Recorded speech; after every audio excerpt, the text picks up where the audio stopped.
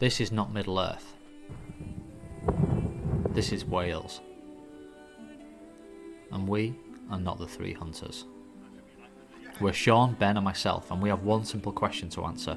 Is it possible to run 45 leagues in less than 72 hours? Completely self-supported, carrying everything on our backs?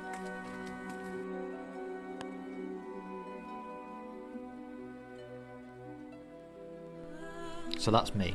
You might know me as Kelp and Fern, and I make documentaries, and you usually find me behind the camera. For this adventure, I'll be on the front of it this time.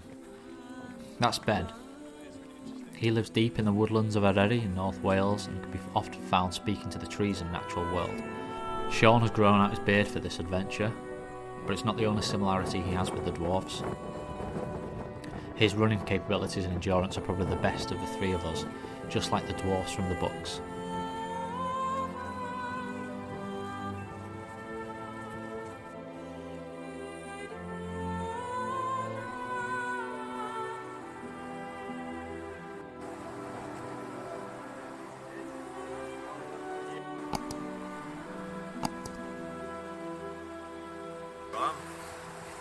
Do this thing.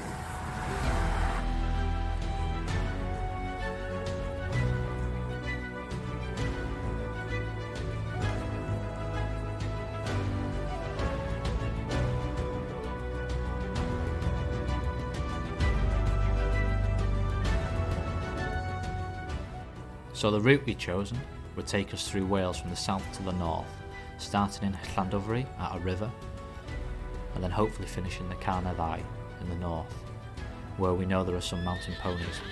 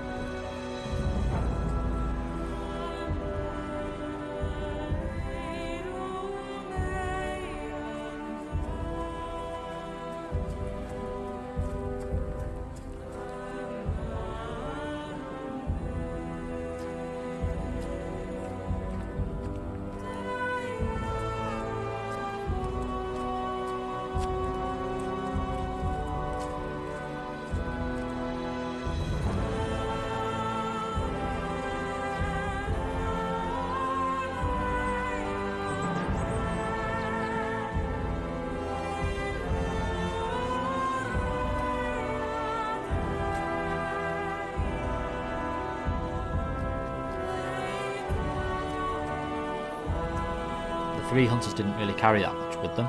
They had the clothes on the back, they had the weapons, and the only provisions they had were lembas, bread and water. But we each had about 10 kilos plus each. In them we'd have our sleeping bags, sleeping pads, tent, cooking gear, assortment of food, waterproofs, electronics and a first aid kit. Going from that, we knew we had a disadvantage straight away. As well as the heavier packs, we knew the underfoot conditions and landscape would be much rougher than it is in the Three Hunters story. We've got Wales to deal with. We'll be running over hills, mountains, bog and tussock. Considering the conditions, there were still moments we were able to run, and we took advantage of that when we could.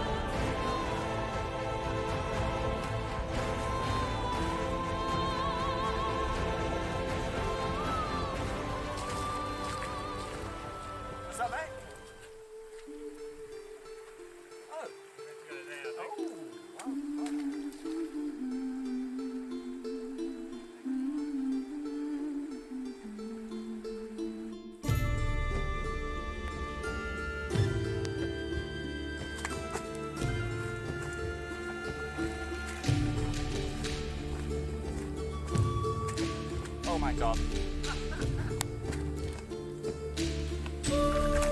Oh my god.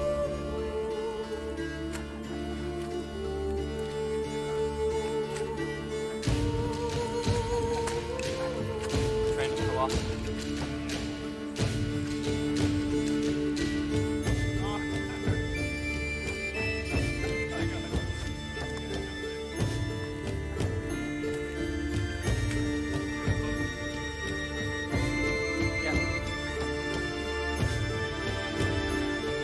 This was our first stop of the day. With at least 10 hours on our feet every day, we had a rough plan to stop every couple of hours, maybe for 5 or 10 minutes, just so we could get some more calories and top up any water if needed.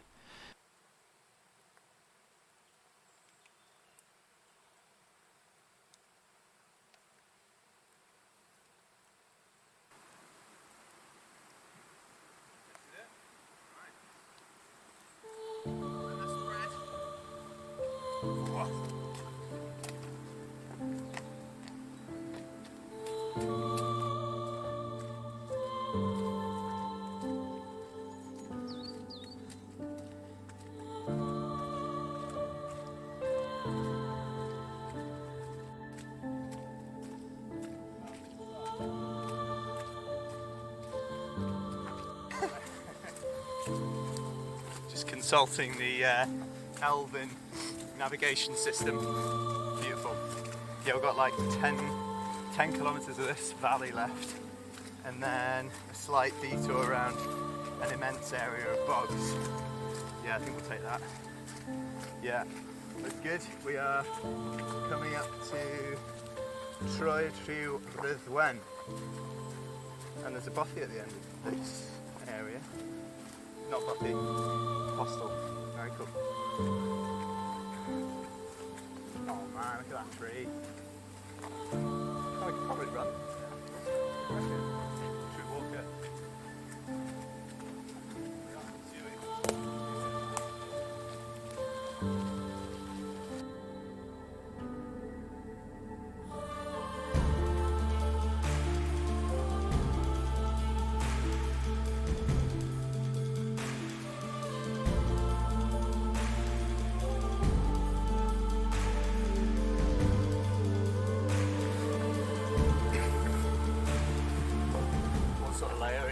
Clothes have you got with you for?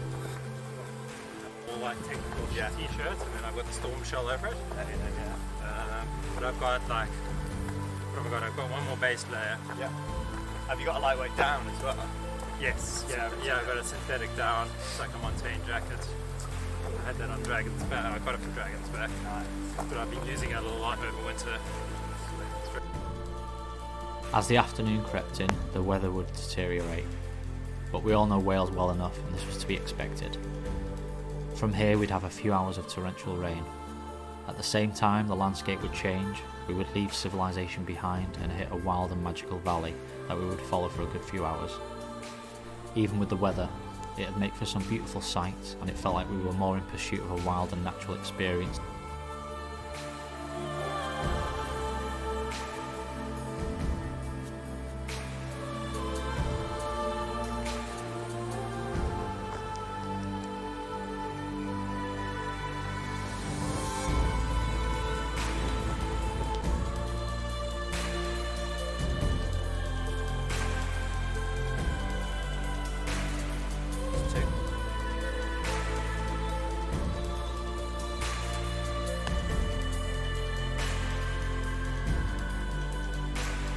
Interlocking valley from the distance there. That's sick. Oh wow, look at that.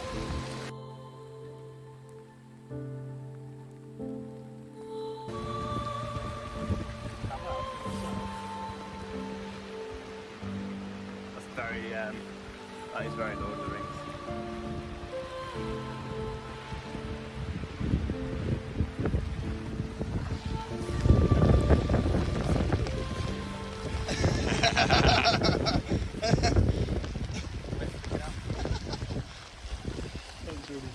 Do the hand. Brilliant. Wow. After our first stop of the day at around 13 kilometres of the river's edge, we'd have a continuous climb that goes on for almost 30 kilometres. We still had moments we could do some running, we could keep our pace up, and it didn't seem to affect the legs, which was promising.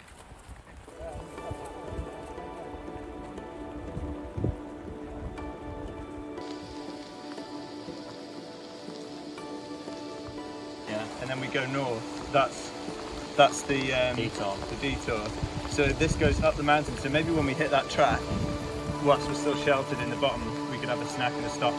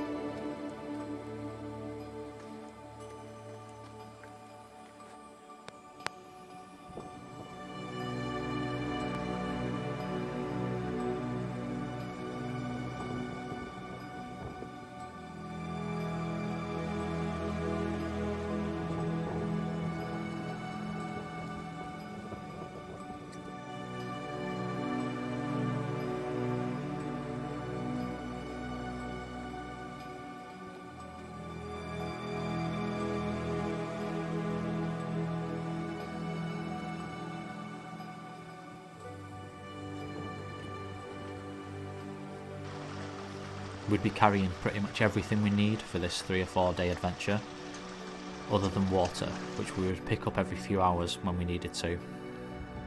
Sean had a filtering system. Ben was scouting out for cleaner river and water sources, and every few hours we'd stop, we'd refresh our water, and we'd stop to have some food.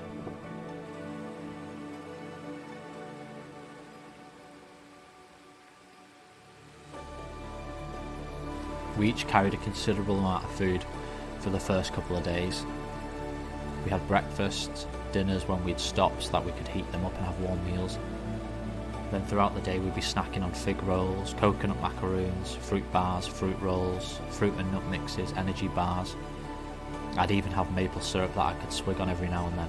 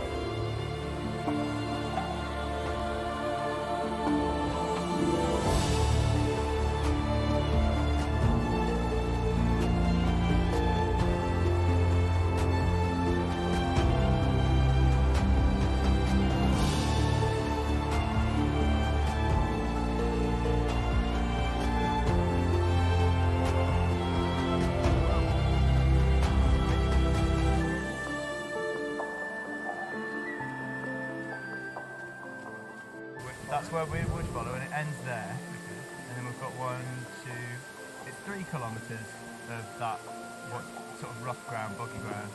So this does come back a bit. So it's And there's that road. yeah, that's a B road. Yeah, that's good. Probably would be even though So towards the end of this huge 30-kilometre climb, we made the decision to make a detour. The underfoot conditions were getting boggier, and from a previous attempt by Ben's father, we thought it would be much easier to take a right and hit a road that was parallel with the route heading north. We'd end up adding on about 3 kilometres, but the underfoot conditions meant that we could keep a decent pace up.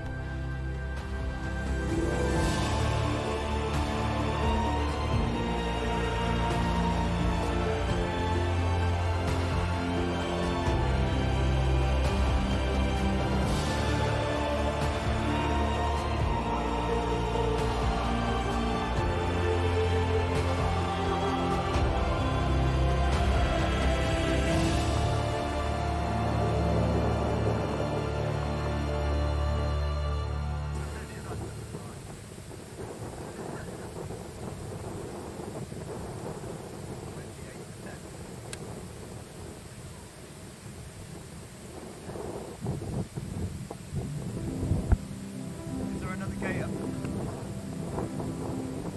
Hey?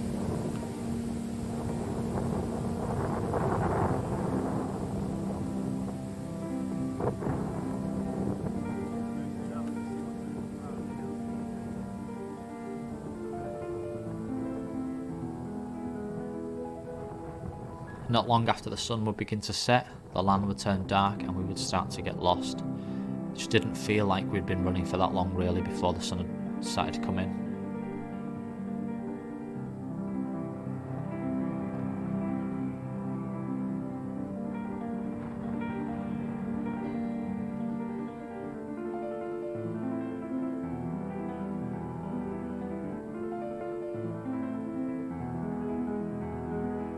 We all felt great for most part of the day. The only issue that kept on cropping up was the weight of our packs. We were dealing with the underfoot conditions, the rain wasn't bothering us too much, we were all warm. It was just the weight of the packs. We were feeling it in our shoulders, hips, knees and ankles. Fingers crossed we get used to this weight and we can also shed a bit of it over the next few days.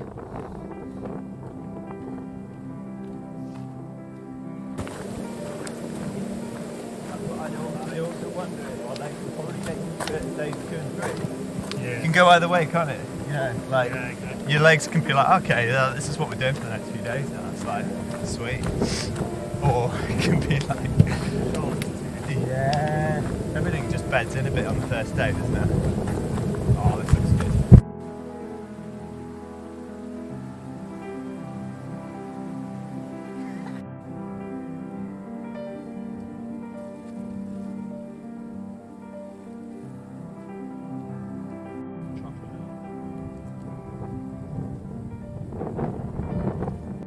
Cool. Funny thing, probably palmate newts.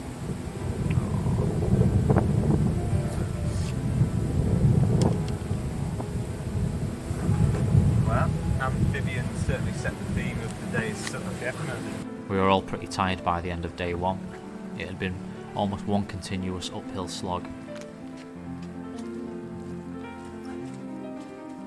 Weeks prior to the attempt, Ben's partner found a body on the route for us. Originally we were going to stop at 30 kilometres and use our tents, but the body was about 50 to 55k into the route, so we thought we'd hit that. It'd be worthwhile if the weather was bad, which it was for most of the day. It'd give us more shelter and we could potentially warm up and dry any of our gear. We'd finished the first day at 55 kilometres, with a total of 1500 metres of elevation.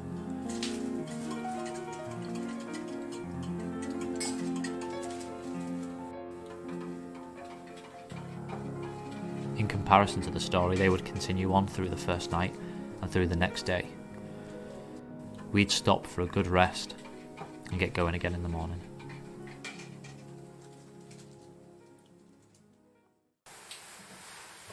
Put maple syrup in it. Smells Come at me, bro.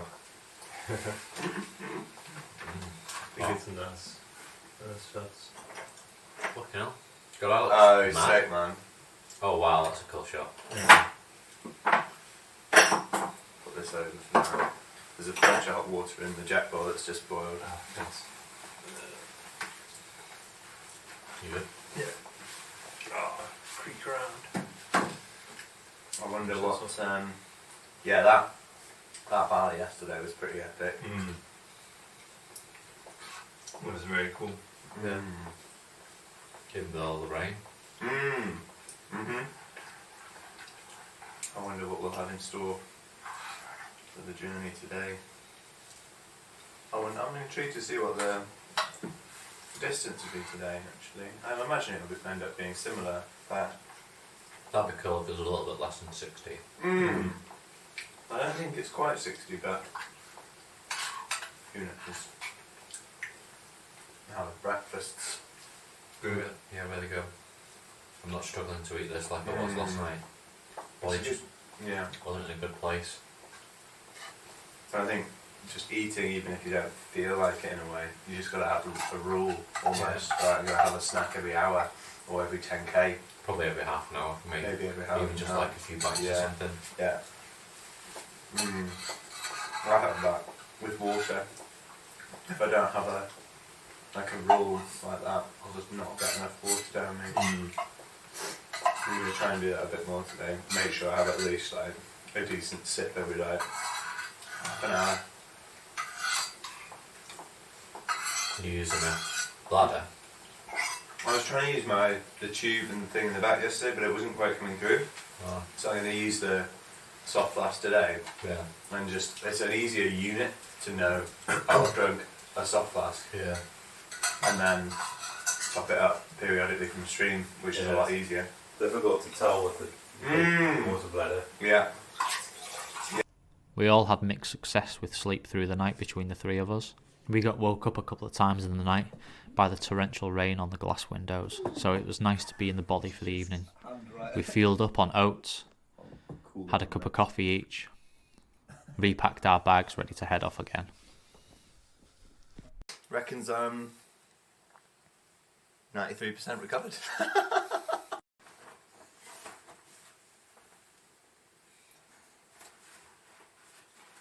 There's more tape if you want to add. With warm food in our stomachs Sweet. and our aches and pains subsiding a little from the rest, we were feeling ready to go for another day in the hills.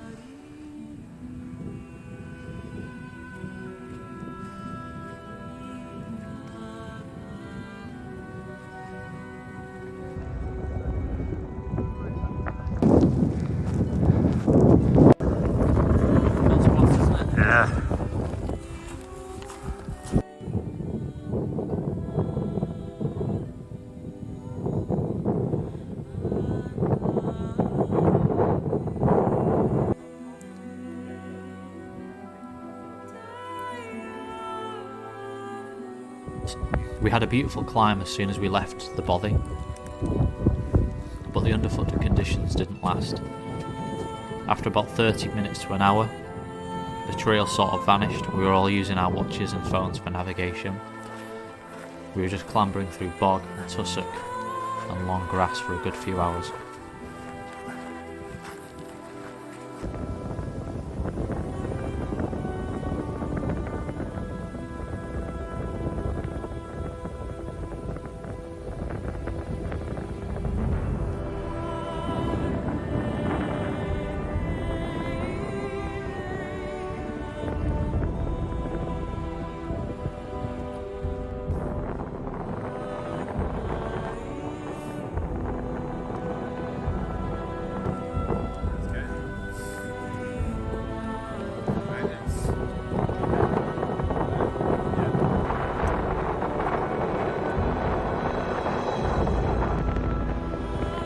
On the first descent of the day, after a couple of hours on the trail, we were making slow progress. We thought we could pick up some speed going down the hill into the next village. Unfortunately, my ankle was starting to hurt me on this descent, and I think it was just an accumulation of all the weight that I was carrying on the first day. Our niggles were hurting us here and there, but we were still moving forward.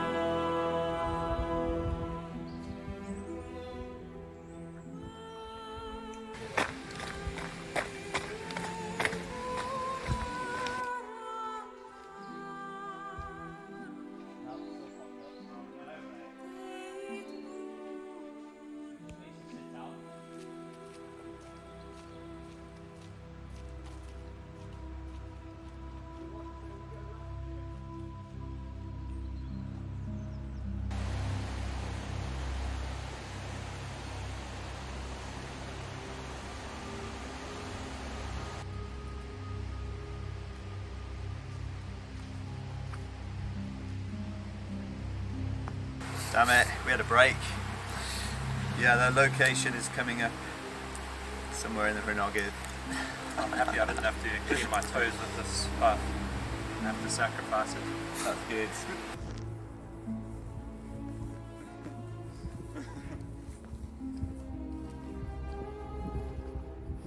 It's horrible.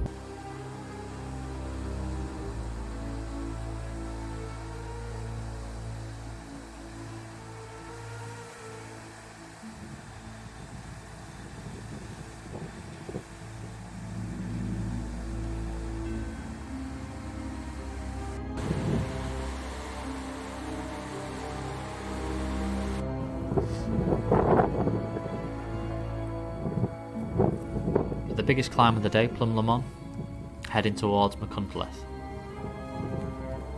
The wind had picked up, luckily the rain had held off, but it definitely seemed to be getting colder. For this climb, we'd be hitting an elevation of over 700 metres.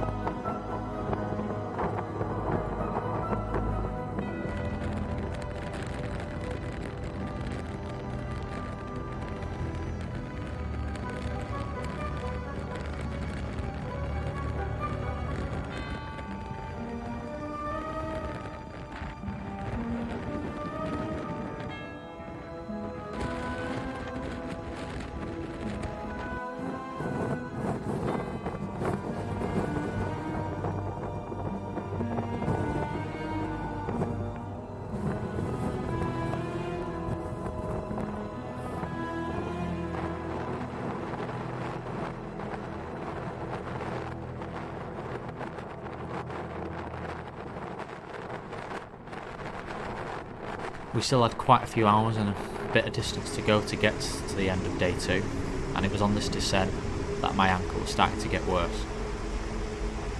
I was also getting a jarring in my left knee. Sean and Ben had niggles too that were coming out. The weight on our backs definitely wasn't feeling any lighter, and it was just adding up to the issues we were having. Yeah.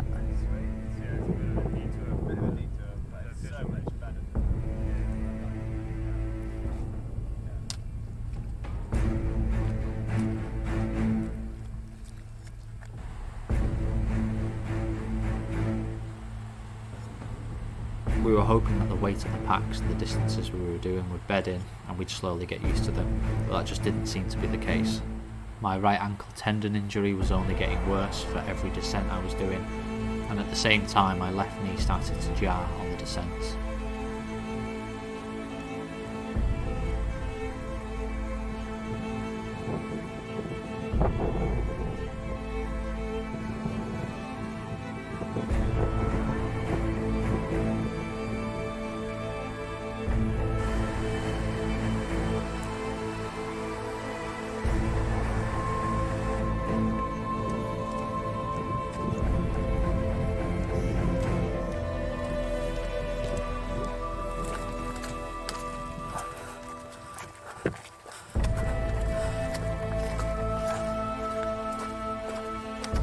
As day 2 went on, everything just seemed to go slower and get colder.